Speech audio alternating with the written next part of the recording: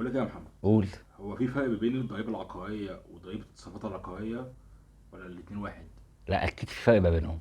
بص يا سيدي، الضريبه العقاريه دي ضريبه بتتفرض على الشخص اللي بيمتلك اكتر من عقار، ودي هنتكلم فيها بشكل مفصل في حلقه تانية.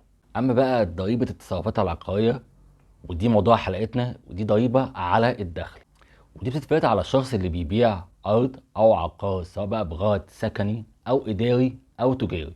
وقتها الضريبه بتتحسب ب 2.5% من قيمه البيع، واللي بيسدد الضريبة دي البايع مش المشتري. مش لازم يكون العقار أو الأرض متسجلين، بمجرد العقد بيتم تحصيل الضريبة. بيكون ليك 30 يوم مهلة من تاريخ العقد لتحصيل الضريبة، لكن في حالات معينة بيتم الإعفاء من الضريبة. العقارات المقدمة كحصة عينية في أسهم شركة المساهمة بشرط عدم بيعها في خلال 5 سنين. الحالة التانية تصرفات الوارث في الورث بتاعه قبل يوم 25 يوليو 2018. الحالة الثالثة وحدات السكنية المقدمة على سبيل الهبة للأقارب. الحالة بقى الرابعة والأخيرة الوحدات السكنية الموجودة في القرى.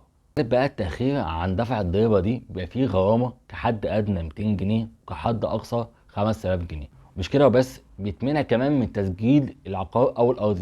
غير كده الهيئات الحكومية زي الغاز والكهرباء والمية بيمتنعوا من التعامل معاه.